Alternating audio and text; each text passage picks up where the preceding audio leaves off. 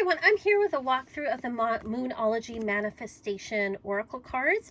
This is one in a series of Moonology Oracle decks. I have the first one here. I got it quite a while ago. This is the original Moonology Oracle cards by Yasmin Boland, artwork by Nyx Rowan. This deck you may have seen. I have photographed it in my blogs, also newsletters, and things like that, where if I'm talking about the moon, I think this gives a really nice visual representation of sort of the different full and new moons. So I think this is a really lovely deck. I don't tend to use it as an oracle deck. I tend to use it more as a teaching aid. But even so, I thought I would check out the Moonology Manifestation deck. I got it, I wouldn't say it was on sale, but it was pretty inexpensive. And so I thought, what the heck, I will give it a try. I actually got it back in November, but just didn't have time to do a walkthrough, but I do a walkthrough now. So it's another Hay House deck. This one, the artwork is by someone different. It's by Lori Mena. And it's got that kind of like purpley pink galaxy kind of vibe. It's very popular right now.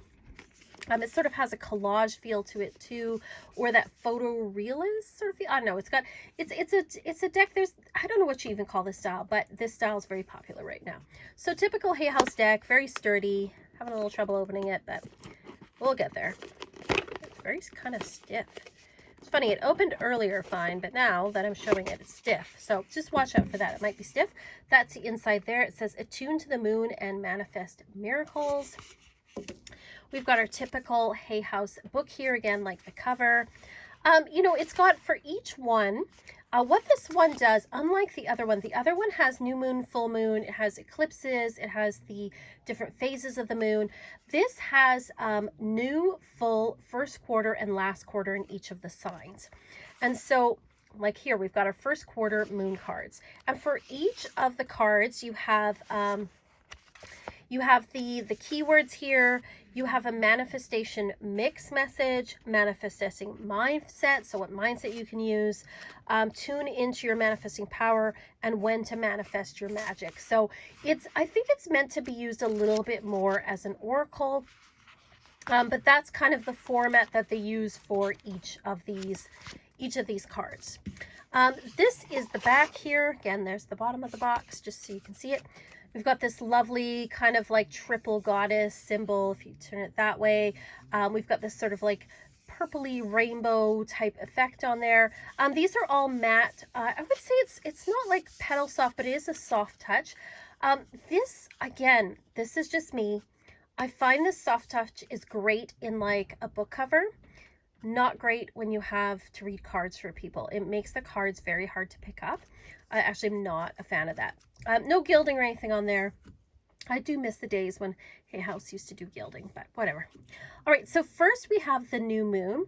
And so you can see it's got this kind of like, I almost want to say it's not really collage, but it's that photo collage-y kind of effect, that kind of art. It makes me think of, I'm trying to think what her name is. It makes me think of some of the Rebecca Campbell type of decks. It's got that kind of feel to it. So yeah, so it has like the new moon in Aries, and it has your key phrase here that says go for it. So I think this deck might be really good for beginners that are wondering how to use the energies of like the new moon, the quarter moons, and the full moons. All of the fiery cards, like all the Aries, Leo, Sagittarius cards, kind of have this ready tone to them. Here we have new moon in Taurus, know your worth. The earth signs like Taurus, Capricorn, Virgo all have kind of this greeny effect. New moon in Gemini. The Geminis, the air, which is Gemini, Aquarius, and Libra, all have sort of a pinky. So think it through for Gemini. New moon in Cancer says relaxed. All of the water signs have this bluey green. So Cancer, Scorpio, and Pisces. New moon in Leo says shine. You've got these beautiful sunflowers here, very indicative of Leo. New moon in Virgo says trust, all will be well. New moon in Libra, it says know you are loved. New moon in Scorpio says go deeper. New moon in Sagittarius, focus on the positive. If you're crinkling in the background, that's just my cat wandering around, you know, investigating things. New moon in Capricorn, step up and lead. New moon in Aquarius says open up to change. And new moon in Pisces says attune to the divine. So those are all the new moon cards. And then next it goes into, in the same order, we have the first quarter moon. And I think, you know, it's interesting to include the quarter moons because people don't always know how to work with those. And I think this can be helpful to people. It says first quarter moon in Aries, step into your power. For Taurus, it says release control. For Gemini, and you'll see we've got like the two figures here for symbolizing Gemini. Speak your world into being.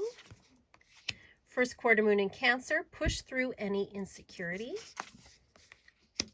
First quarter moon in Leo is be humble. First quarter moon in Virgo says assess the situation. Again, see, I'm finding these hard to pick up. And they're not very good at being fanned either, quite frankly. First quarter moon in Libra, keep your heart open. There's a lot of like chakra kind of imagery as well and symbolism here in the quarter moons I've noticed. First quarter moon in Scorpio, it says release your blocks. First quarter in Sagittarius, believe in your good luck. First quarter in Capricorn says unleash your kindest self.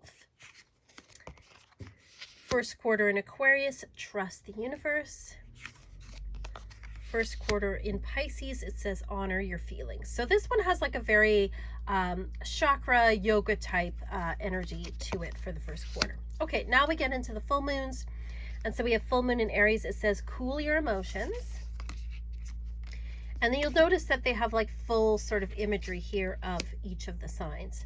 Full moon in Taurus, it says detoxify.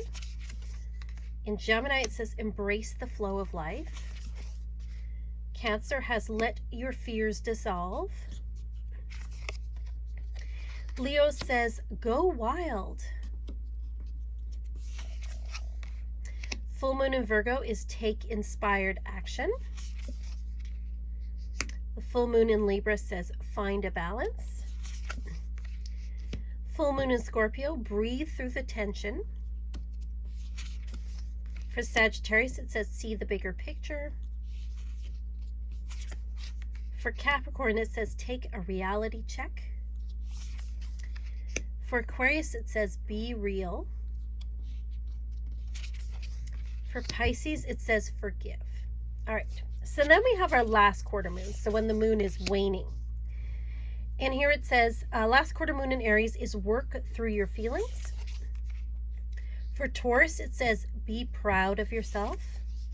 You'll notice there's like a person in shadow in each of these. Last quarter moon in Gemini says clear your mind. For Cancer, it says take a breather. For Leo, it says lighten up. For Virgo, it says attend to the details. For Libra, it says make time for self-love. Scorpio says reveal what needs to be seen. Sagittarius says practice gratitude. For Capricorn, it says leave the past behind. For Aquarius, it says reflect on your priorities. And Pisces says talk less, feel more. So you can see that these cards might be really useful to work with if, let's say, you are learning how to work with the moon in the different signs. You kind of want some idea of how to work with it and work with the energies of it. Maybe you want to put these on your altar just to signify where the moon is in. I have trouble, I have to say, with astrology decks, or in this case, moon decks, working with them purely as an oracle decks, like shuffling the cards and pulling one out, because I think just because I'm an astrologer, if I pull out a card where the moon isn't presently in that sign, I'm going to be like, this doesn't match what's going on right now. So I think, again, I might use this as a teaching aid. I don't know if I'll necessarily use it as an oracle. And as far as like the imagery goes, I have to say I much prefer the imagery in the first one. There's nothing wrong with this type of art. It's just not really my thing. I have to say, like, for me, I'm trying to find one here.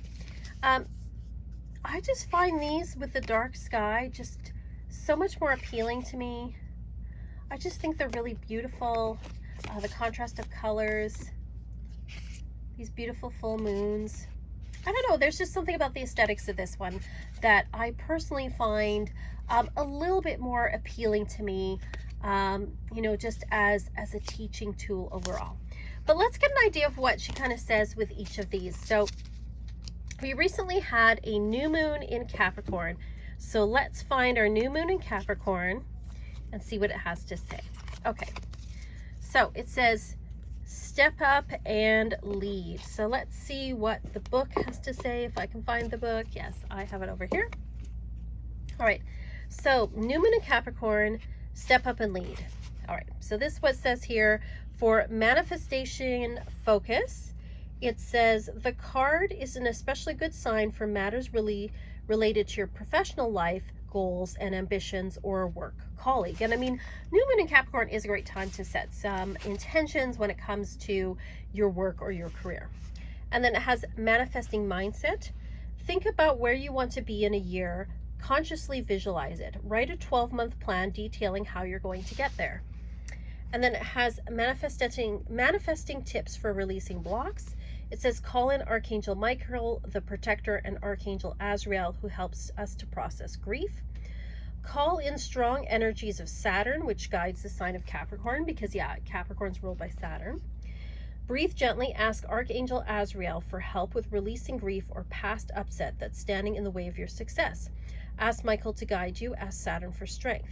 And then it has an affirmation here, which is, the harder I work, the luckier I get. And then it says when to manifest your magic. The best time to work your magic is when the moon is in Capricorn on a Saturday, and that's Saturn's day, or during Saturn's hour. The new moon in Capricorn takes place when the sun and the moon are in the same degree of Capricorn. It's known that often we come with a plan. It knows that often we come with a plan or leave in defeat.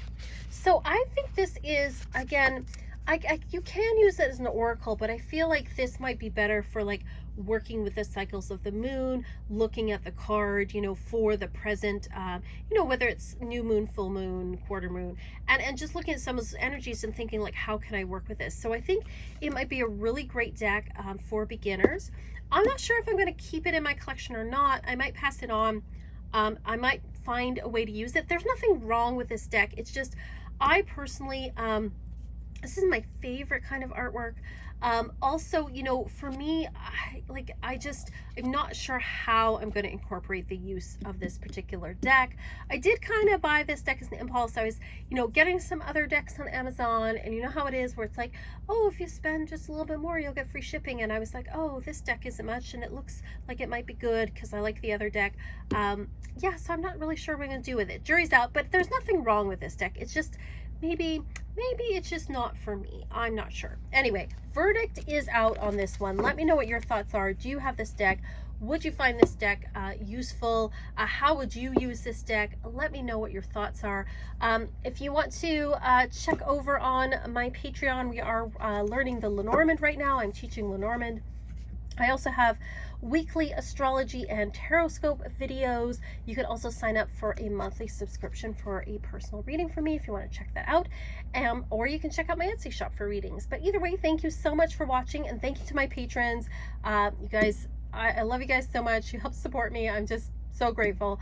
And I'm sending you all so much love out there. Thank you so much. And as always, peace and love and rock.